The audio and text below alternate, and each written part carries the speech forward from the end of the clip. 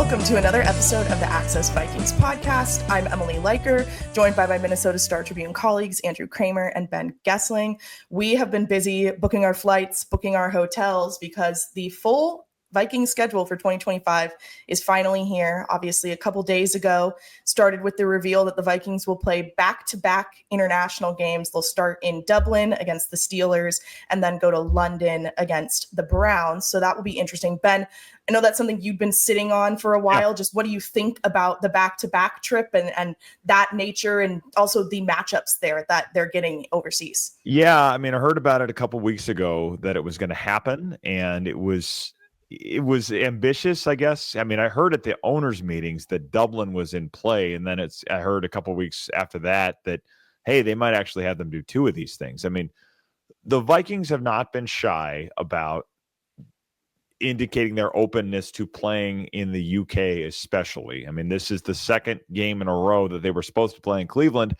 that has been moved to London, such that they have not played in Cleveland since 2009, and I believe have never won there. It's a weird quirk, or maybe that's the only time they did win there. I'm trying to remember that game in 2009.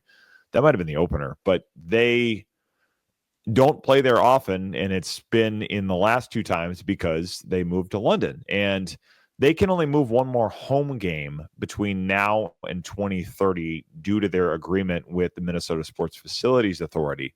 But saying, hey, we're open to these road games, and how much teams kind of get a say in this versus they just get told what to do. I'm not entirely sure where to put that on the spectrum, but I don't think it hurts that the Vikings have the marketing rights in the UK, that they have been in favor of playing there, have been interested in moving home games there, and have not been shy about, we can handle this. They've been undefeated over there. I think the last two times they feel like they've got a logistical plan that works. We'll see how that goes for two games. But I think the fact that they've kind of said, really for a long time, I mean, even back, I can remember the last year at the Metrodome and the 2 years at the University of Minnesota, they were talking about playing a home game in London each of those seasons because they didn't have a stadium lease. And the Jaguars came in and one-upped them, went to a 4-year arrangement with the NFL in London.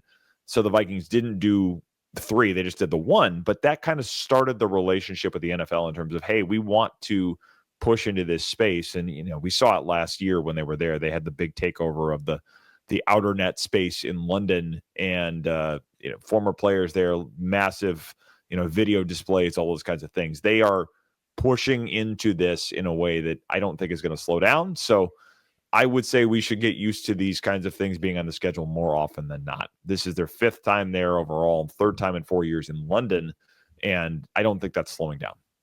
Yeah, we heard Mark Wilf put out that statement, and Ben, he alluded to this, but I think the statement did verbatim say the opportunity to go to London and be the first team to do back-to-back games internationally in different countries is an opportunity we couldn't pass up.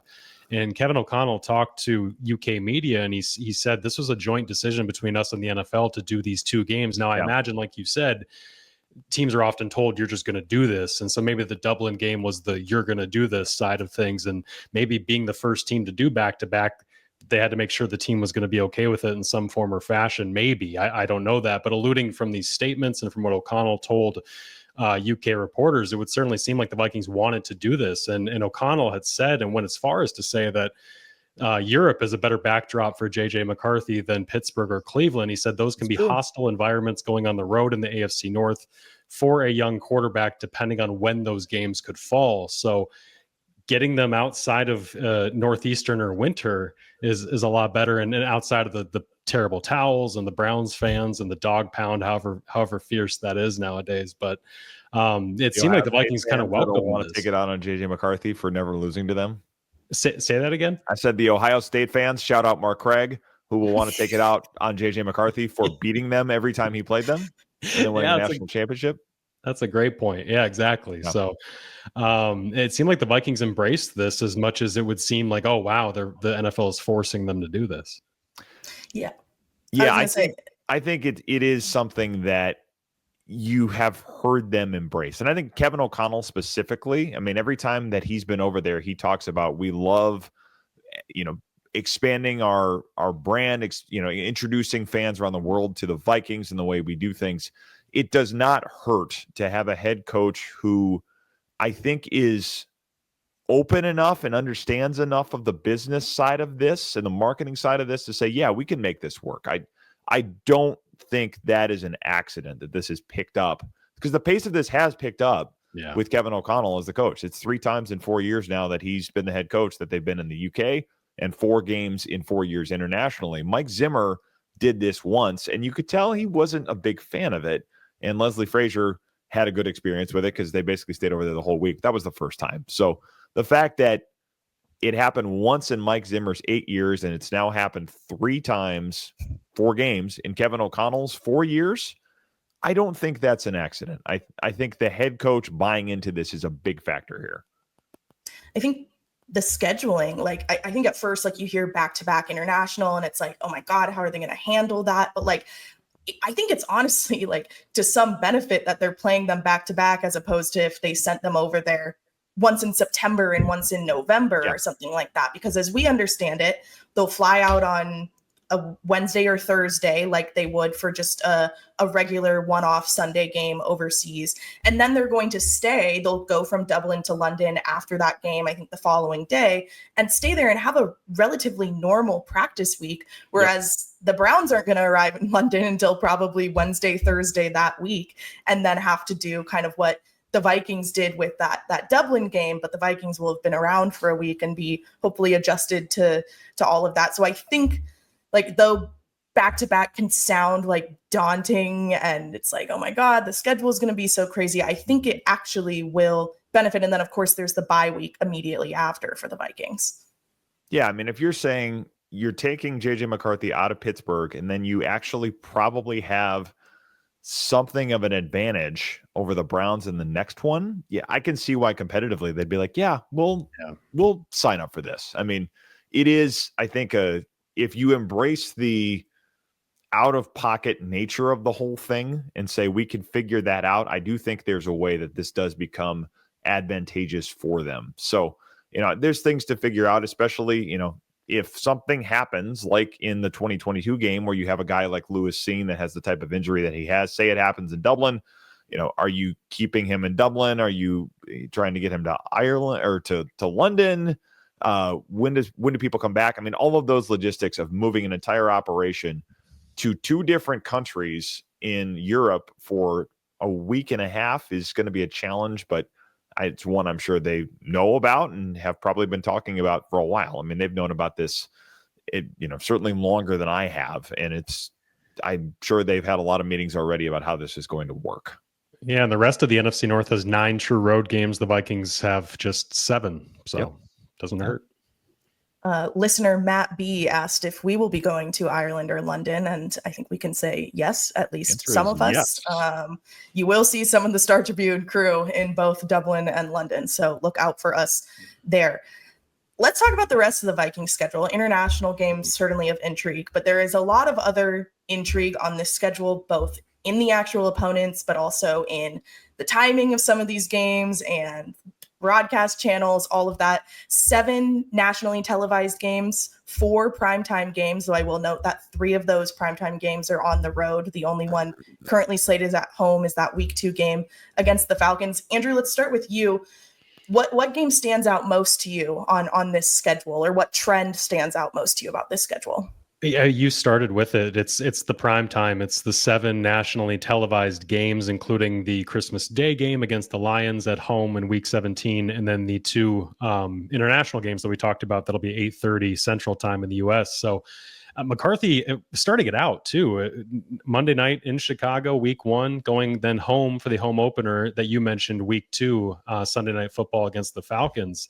That's right out of the gate, shot out of a cannon. You're going to get the bright lights, that the Kirk Cousins on Monday night that everybody talked about. If there's anything to this kid of being too shook or scared for the moment, we're going to find out right away, because he's not going to be able to hide, even if it is Chicago on a Monday night stage. So I think that's exciting for the Vikings fans, exciting for the team, and obviously not a way to ease in JJ McCarthy, certainly. But then when you look through all the NFL schedules, only the Chiefs have more nationally televised games currently, because these can be flexed in and out. But currently, it's just the Chiefs. That says a lot, Ben, to me, about kind of where the NFL views the Vikings coming off that big season last year. Yes. Yeah. This is exactly what my newsletter is about on Friday, is that when you think about last year, they were scheduled at noon just about every week. I think they had maybe one or two primetime games, and then there was the London game. But this is the type of schedule. I actually thought there'd be more 325s than there are. There's not a 325. It's the night games. But this type of schedule is what the NFL does to its marquee teams just about every year. I mean, you've seen the Patriots have these over the years. The Packers have had these over the years. The Chiefs, the Eagles have a lot of these things where you play these standalone games, especially early in the season, because the league wants to come out of the gate with the teams that it believes are known commodities. And the Vikings are an interesting version of that because of the J.J. McCarthy situation. But the league certainly thinks the Vikings are going to be very, very interesting. That was very clear from this schedule coming out the way it did. The first two games are matchups of 2024 first-round picks between McCarthy and Caleb Williams, then McCarthy and Michael Penix, probably with Kirk Cousins standing on the sidelines, watching not one, but two of the quarterbacks drafted to replace him, which is kind of an interesting, that'll be a cutaway for Tirico and Collinsworth at some point during that game. Yeah. But yeah, the league does these types of things, these front-loaded schedules where you're playing night games, short weeks, the Thursday night thing that comes up if you win the Super Bowl. I mean, all of these kind of unorthodox scheduling patterns are pretty normal for teams that are in this boat every year. And I think the Vikings, you'd say, well, okay, get used to it. They said, yeah, we'd love to get used to this because it means that we're going to be relevant and in contention just about every year. But this schedule to me was a pretty strong endorsement from the NFL and its broadcast partners that they believe in the Vikings this year and think this is a team we're going to be talking about one way or the other for quite a long time. And some of that's the quarterback, but also a lot of that, I think, is the team that the Vikings certainly, at least internally, believe they will have this year. Ben, is there a matchup or stretch of matchups back-to-back that you're intrigued by here on this schedule? The stretch after the bye, to me, is the one that is really, really difficult. And, I saw a few of the fanboys last night saying, yeah, well, they got to play us too. Like, yeah, okay. I get the attempt to get the engagement there. But the 4 games after the bye is a very similar stretch to the one that handed them their only regular season losses, really their only losses of 2024. They have a home game against the Eagles, who won the Super Bowl last year. And then Thursday night, they again go out to L.A., this time for a Thursday night against the Chargers, where J.J. McCarthy faces his old coach, Jim Harbaugh. That was an 11-win team last year. Then they go to Detroit the following Sunday to play in a building they have not won in, with fans in the stadium since 2019. The last time they won there was 2020. So that's the next one on the docket. And then you're at home against the Ravens, who are awfully good as well. So those 4 teams combined for 52 wins last year. And it's those 4 back-to-back coming out. And then I believe it's Lambeau Field. And then maybe there's one in between there. But the Bears and Packers are in the middle of November. So that stretch coming out of the bye is the one to me that really looks the most indicative of how good this team will be. Yeah, if I'm playing the role of fanboy, you got to say you got your second bye week coming up here with the Bears at home. That's the second bye week for the Minnesota Vikings. I suppose, yeah, unless maybe Scott throws 4 picks. Yeah. Well, and then it's interesting because that Bears game in week 11, that's the November 16th game at home against the Bears, breaks up that really tough stretch against a bunch of playoff competitors from last year. And then a stretch where they go on the road 4 times in 5 weeks. They go to Lambeau, to Seattle, host the Commanders, another playoff team from last year, an NFC division title game contender. And then they go to the Cowboys, to the Giants. So week 7 through week 16 until they finally get back home for that Lions game on Christmas Day and then close the season at home against the Packers. Like, that's going to be a tough, a really prove yourself stretch for the Vikings. I mean, even the finish, it's like at home for 2, but it's Lions on a short week and Packers, probably with things on the line. I mean, those are 2 teams that were in the playoffs last year as well. We knew this was going to be a tougher schedule because it's the AFC North, not the NFC, or not the AFC South. And you get the entire NFC East, which has the Eagles, it has the Commanders, it had both the teams in the NFC Championship game last year. So it was going to be more difficult than what we saw last year. But it is, I think, I wrote this last night, I think it's one of the tougher schedules, at least at this point. And these things obviously can and will change. Injuries, teams get hot, teams fall off, all these kinds of things. But it looks like one of the tougher slates that I've seen in my 14 years on the beat. And the other thing is just there are 4 times they have back-to-back road games.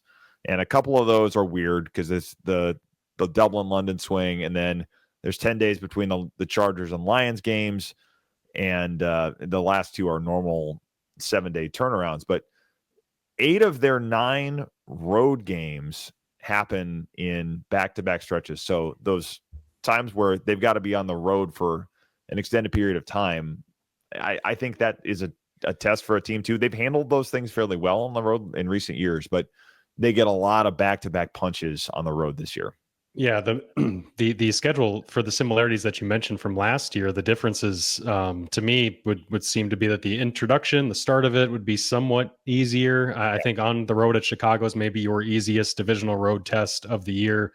And then you get Atlanta in week 2 when Michael Penix is still just in his first full year as a starter. You get them early. And then, as we know, Joe Burrow, much like Kyler Murray when Call of Duty is going to come out, Joe Burrow can't play in September. The Cincinnati Bengals cannot play to start the season.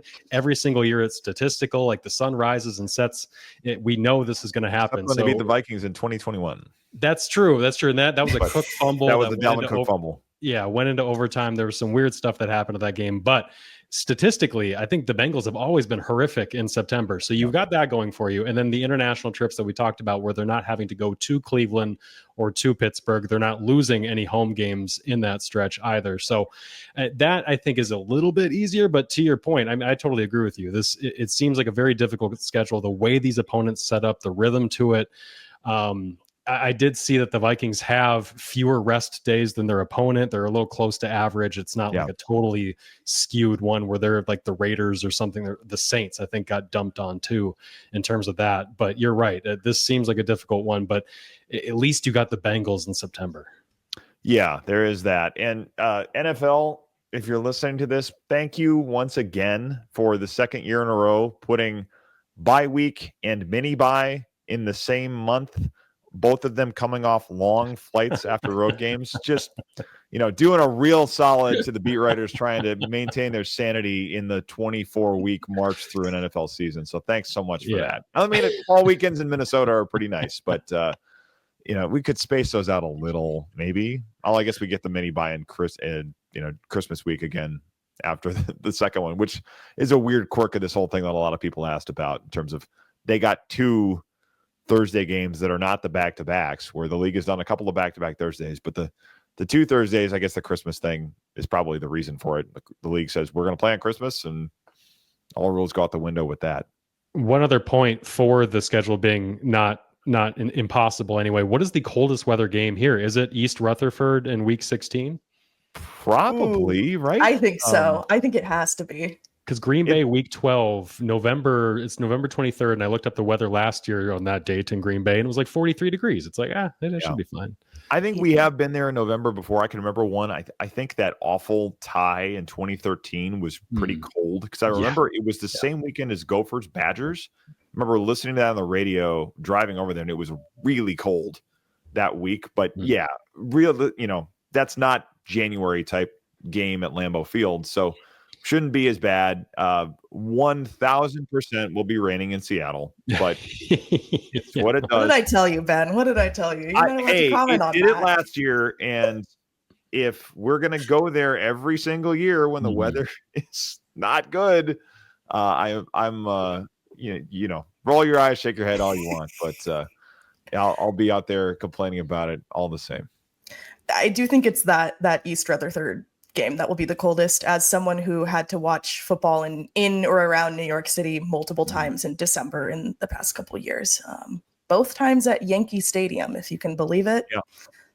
Crazy stuff. Anyway, we'll wrap up this schedule segment with a listener cue from Susan M., who asked, what's the biggest game on the Vikings schedule? I will let you take biggest however you would like. She did in her question throw in references to the fact that there is a lot of personnel crossover games here. Obviously, seeing Sam Darnold in Seattle with the Bengals, Justin Jefferson and his former LSU teammates seeing each other, stuff like that. So does anyone want Harbaugh and McCarthy right away that they feel like is the biggest game of the season? I mean, to me, it'd be Christmas Day against the Lions. That's become one of the hotter rivalries in the NFC North, believe it or not, which I think typically you would put towards the bottom of that list. But those have been the two teams that have won the division the last 3 years and have been competing for it, obviously, most of the last 2 years. I mean, the Vikings had a chance to win the division in 23 until they lost those games against the Lions and Packers in the last 3 weeks of that season. And then, of course, last year, the big finale where both of those teams came in with 14 wins and the Lions win it to take the home field advantage in the NFC. That's the one to me, because Netflix doing that now, I mean, those games turn into massive productions. Last year, the 3:30 game was where Beyonce basically did a Super Bowl halftime show in a regular season game. So don't know if we'll see anything like that with this one. I hope so. Those are big productions. I don't know quite what the angle would be, who it would be. Obviously, everybody thinks Prince, but that can't happen. We'll see how that goes, but that game will be on a big stage with a lot of, trappings behind it, so to speak. So that's the one that sticks out to me. Yeah, I would have to agree with you. And I guess just to make another argument, the other ones I was thinking of is Philly out of the bye. Just how much that could set you on a roll and get things right or whatever, not get things right, but just kind of set the tone for the second half of the season in that tough stretch that you're talking about. Otherwise, to me, it was week one, just coming out in Chicago, Monday night, division game. If that goes poorly, I think the Vikings have this confidence incubation chamber around every quarterback that I think even if they lose, I don't logically think Kevin O'Connell can't manage McCarthy and can't bring them out of that. However, we know how important quarterback confidence is. We know how important it is for young guys starting their careers. And I think starting off on the right foot on the road with McCarthy would be very important going into what should be an easier stretch of your schedule. Confidence incubation chamber is a great phrase. Like, you would think it's right on. Yeah, right. It's part of the AI training that they do with them that we kept on hearing about, is they just put the AI on him and it's like a meditation room and it's just like words spiraling around him being like, you are a good quarterback. Yeah. Affirmations. Yep. Those interceptions did not matter and all that stuff. I think they did that with Darnold. That's the only way you can explain him bouncing back from the Jacksonville game last year. The ways he bounced back from moments, it's like, that was not you in New York. That was not you in Carolina. Yeah. They're brainwashing QBs at the Vikings facility, but in a positive spin. I mean, like, if we found out that was the case, would it really surprise anybody? No. I wouldn't be surprised that they're doing some type of affirmation session or something. That would not surprise me at all. Yeah, we just need one of these quarterbacks to let it slip. Be like, yeah, in our affirmation incubation chamber moment. Be like, wait, what? What are you talking about? Yeah, JJ will. He'll say it at some point. I was gonna say biggest game. I was gonna go with the first Lions game, because I think if they can go on the road and win in Detroit and take that game early, obviously it relieves a lot of pressure on that second Christmas Day game and on a lot of the division schedule in the back half of the season if they're able to beat the Lions. So that was going to be my pick there. Speaking of other NFC North teams and other NFC North personnel, Andrew, you dropped this in our Slack conversation. There was an excerpt from Seth Wickersham's new book, American Kings, A Biography of Quarterbacks, published in ESPN today, centered around Caleb Williams, that pertained to Caleb Williams' desire to not be with the Bears and maybe be with the Vikings instead. Andrew, do you want to elaborate on what was in there? Well, yeah, I just found it interesting, and this jives with everything we kind of heard, and we talked with O'Connell and with McCarthy after they picked him about how all the quarterbacks, it was Michael Penix, it was Jaden Daniels, it was Drake May, obviously, who was the apple of the Vikings' eye. How often McCarthy said we heard from multiple of these guys that we all wanted to go to Minnesota. It was a destination we all wanted to go to. But this book and the excerpts that are on ESPN.com right now talk a lot about Carl Williams, Caleb's father, talking about Carl angling behind the scenes to circumvent the CBA, get out of the draft, go to the UFL so he wouldn't have to get drafted. Carl Williams is quoted as saying the rookie cap is just unconstitutional. Not sure how that has any effect on it, but whatever. Anyway, we get to a point where Caleb Williams is quoted as telling his father, quote, "I need to go to the Vikings." After Wickersham writes that the Vikings met with Caleb Williams at the combine and hit it off. And that left Caleb Williams saying, "That's where I need to go, is to the Vikings." Obviously, that did not happen. Obviously, the Vikings got a quarterback that they wanted anyway. But Ben, what did you think of that? Yeah, I mean, McCarthy said it, I think, after the draft, and we all kind of took note of it at the time. It's like, well, that sounds like a convenient thing to say after you are the guy that's picked. I mean, you obviously want to be the one saying, I got the thing everybody wanted. I mean, that certainly sounds good.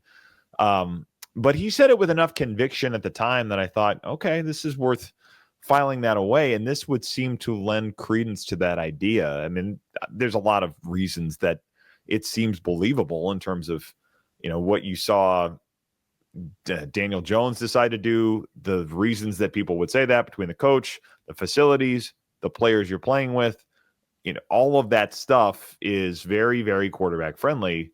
But yeah, I tend to believe that that's probably what he thought. And obviously it wasn't going to happen when a team in your division has the number one pick. So you aren't going to really be able to do much about it, sort of trying to throw a wrench in the whole system, which wasn't really going to happen. But yeah, it seems like it tracks with everything we've heard. And it's another reason. And there's a lot of, we talk about Vikings Lions, but there's a lot of reasons to watch Vikings Bears right now too, because these parallel tracks they've been on ever since they both hired new coach, new GM in 2022. Bears, of course, have replaced their coach already. Vikings have a GM in a contract year. Ryan Poles, I also think, needs to win here to probably keep his job. But they've been on these parallel tracks. They've gone about it different ways. They took quarterbacks the same year.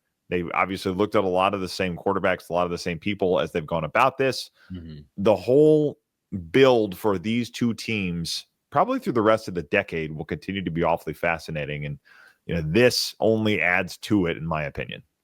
Yeah, Carl Williams, Caleb's dad, is quoted as saying, "Let's do it," in terms of getting his son to the Vikings. But the story says both Caleb and Carl knew that a trade to the divisional rival was extremely unlikely. Yeah. Bears GM Ryan Poles stood firm, telling Williams, "We're drafting you no matter what."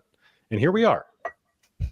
As to paraphrase Mina Kimes, who quote tweeted that excerpt, she said something like, "That's a typical reaction to anyone who talks with Kevin O'Connell for the first time."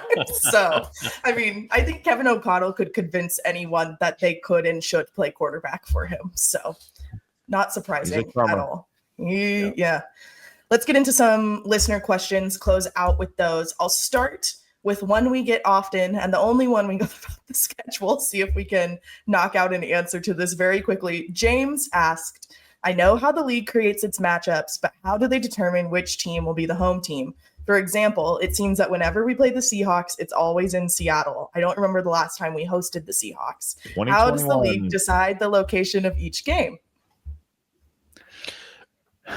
Yeah, Ben, do you want to take this one, or should I? Or should you take next year's question, or should I take this year's? Or how do you... This is, in terms of Seattle, you will be very happy to know. I mean, we do this every single year with this No team. love for Seattle. Everyone's always complaining. Vikings fans hate it because they go there every year and they've lost every. I mean, when they won there last year was the first time since 2006, and I have been there one time in my life where it was not raining, and that was for an August preseason game, and it was lovely. But it's usually in this kind of weather. So they will play there this year because it's all on a rotation. They play the entire NFC West this year. They have Actually, no, it's not. I take that back. Last year was the entire NFC West. They had San Francisco at home in week 2. They had the Cardinals at home. They went to LA. They went to Seattle. Why did that happen in 2024? Because in 2021, they played the entire NFC West. It was flipped. They had the Seahawks and Rams at home and went to San Francisco and Arizona. You basically roll through every division every 3 years in your conference, every division every 4 years in the other conference. You play the 2 teams that you played on the road at home. You play the 2 teams that you played on the road last time at home. So you can predict that part of it out forever, which means in 2027, if you're paying attention and taking notes, the Seahawks will come here as they did in 2021. Woo! The other thing the NFL does is what are kind of called these shoulder games. Basically, they have, again, on a rotation, you play one game against the same place division finisher in your conference. So this year, the Vikings play the same place division finisher at home from the NFC South, which is Atlanta. If Atlanta finished second in the NFC South, the Vikings finished second in the NFC North. That means Atlanta comes here. The Vikings play on the road against the same place finisher from the NFC West, which is, you guessed it, the Seattle Seahawks. They have the entire NFC East, Dallas and New York on the road, Washington and Philadelphia at home. That'll flip with those opponents again in 2028. If you want to figure out when are we getting off the Seattle carousel, next year, once again, the Vikings have a road game against the same place finisher in the NFC West. So they could be there next year, which means we could be answering this question again next year. But after that, Seahawks are guaranteed to be here in 27. And in 28, NFC West, same place finisher comes to Minnesota. So it's possible that we will close the decade with the Seahawks playing here in back-to-back years.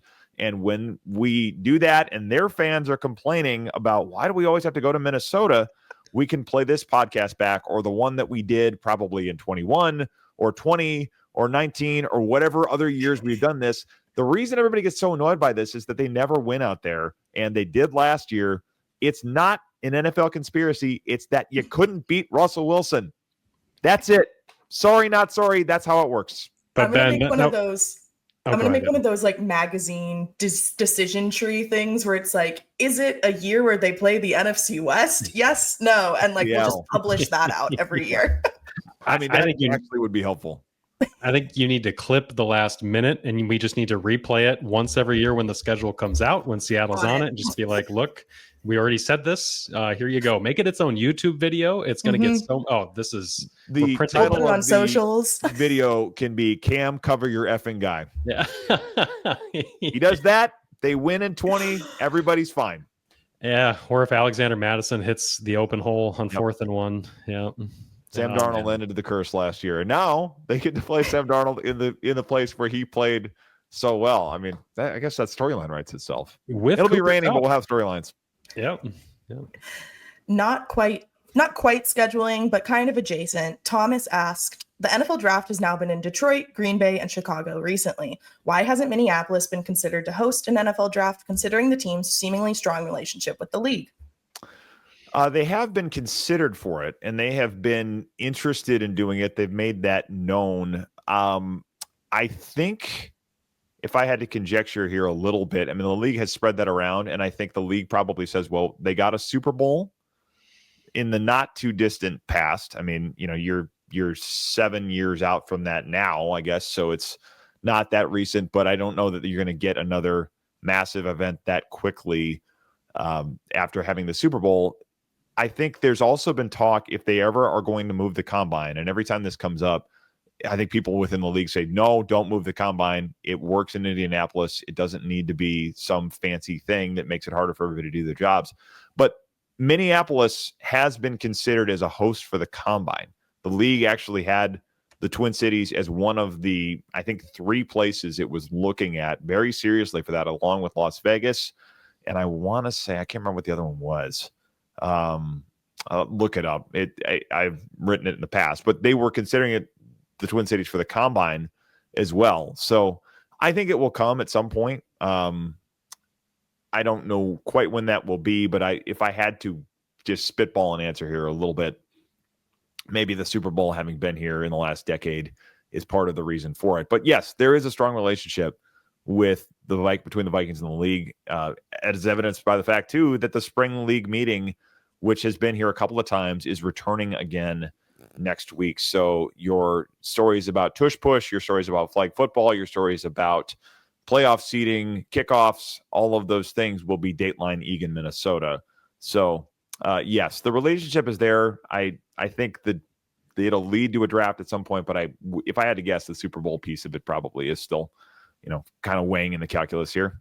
Yeah, the Vikings they've been putting bids in. And I remember in 2023 when we covered the league meetings in Eagan, Peter O'Reilly, the NFL exec for such things, talked about how, well, we had the Super Bowl here, as you mentioned. We have the spring meetings here as we are right now and as they're doing again in 2025. And he just kept mentioning other events. It would seem to be that they want to spread these things out. And maybe the fact that the Wilfs have built this campus that allows the league to come in and do these things, maybe it works against them a little bit in trying to get even more events. And like you said, the Super Bowl was here, and we know how well Easterners reacted to having to come here in February. yes, it was the shock and awe of the single-digit temperatures in February in Minnesota was strong. And for all of the time I spent on the East Coast when I was covering baseball, and people were like, oh, we're from the East Coast, we know cold. You need to all talk to the same people that were here complaining from the East Coast that week. If you didn't know already, I will say it again. East Coast cold is not the same as what we do here. No. It is just a different thing. I want to get one more question before we need to hop off here, but I have a question of my own that we'll toss in first. If they did the combine in Minneapolis, what is Minneapolis's version of Prime Steakhouse? Cowboy Jacks. Oh, like where the yeah. Manny's. The back room at Manny's, where Rick Spielman always used to wine and dine on the free agents. I mean, probably is that. Or Murray's probably would be the other one. I was going to say Murray's. Manny's felt like blocks. Manny's felt like St. Elmo's a little bit too much. It felt like, the hoity-toity, like kind of, I might be wrong, but it felt like that's the spot where like Jerry Jones and Sean Payton are going to fight over a bottle of wine. And Prime 47 is where all the media types and the power brokers that be are going to hold until bar close until 2:30 in the morning and then stumble out of there. Where can the floor get the stickiest? Probably. Yeah. Yep. Yeah. Okay, let's go with one more before we hop off here. This one is from Ed H. Without grading on a curve, what letter grade do you give the Vikings front office for its roster construction so far this offseason? Really, the offseason is concluded in terms of roster construction until cuts. But we did just get our final two additions last week. No, I don't actually think that. I'm just trying to be annoying. It's not happening. Shut it down, Ben. What's the letter grade? I have to go first now because I was being a turd. Yes, you do. That. Okay, fine. I would give it, I think, a B plus. I was waffling B plus, A minus. I go B plus because I still have my reservations about the corners. I know they're excited about Isaiah Rodgers, but I still am curious how that corner depth is going to work out. They didn't add one in the draft. There's a lot of questions about Mekhi Blackman, Jeff Okudah. I mean, one of those two is probably going to end up playing some, at least. I mean, you can go Byron Murphy Jr., you can go Isaiah Rodgers. I mean, then probably somebody else ends up in the three nickel or the three corner sets quite a bit. So I have questions about that, but I like what they did on the offensive line. I like that they finally stopped trying to fix it cheaply and they just said, forget it. We're actually putting resources towards this. I like the defensive tackle additions. I like Jordan Mason. I think that's a sneaky good pickup. I think they did a lot of things to optimize as much as they could for JJ McCarthy. The corners are my one remaining question, which I feel like is an annual thing. And if they find a way to make that work again, the letter grade probably retroactively goes up. Yeah, and I would agree with Ben there. I think it goes up if the development of certain guys continues the way that we would expect, if they can answer some questions in the secondary, as you mentioned, but also on special teams too, where you lost Camus Grugier-Hill, you lost Trent Sherfield, you cut Najee Thompson, the guy who didn't even play for you last year, and had to use Trent to replace him on the field and on punt teams. So they need to find those answers again, the middle class of the draft or of the roster that we often talk about. But this coaching staff gives you little reason to question their ability to develop those guys or find those guys. They seem to do that every year. And I think replacing Cam Bynum with Theo Jackson is going to be interesting to see how that goes, certainly, because we've only seen him in short spots. So I think the biggest questions are about the secondary, are about the age of the defensive line. But when you've got Jalen Redmond on the bench and you've got Taki Taimani, Levi Drake Rodriguez, like they've got enough guys that you just think, you know what, they might be able to just find the actual rotation that they've been seeking for so long. And you might not have to wear down some of these old guys. And much like when Ben mentions Jordan Mason, that should help Aaron Jones be the guy that he was in October, help him be that come December and January. Yeah, we're all in agreement there. Then I was going to say an A- because I think they had a clear vision and they executed on what that vision was going to be, with the building around JJ, with the we need to bring in new offensive linemen, and they did bring in new offensive linemen. So I think pretty high marks for the Vikings front office in terms of roster construction this offseason. That's all we've got for you guys today. As we mentioned, the league meetings are here next week. Andrew and I will be going out to those, so we will podcast again after that. Maybe we'll have a ruling on the 2028 Olympics and whether flag football players are going to be beefing with the NFL over the next couple of years in the lead up to that, or other stuff. You can keep up with all of our off-season coverage and also all of the Twin Cities in-season sports, including the Timberwolves playoffs run, on thestartribune.com, and we will talk to you again soon.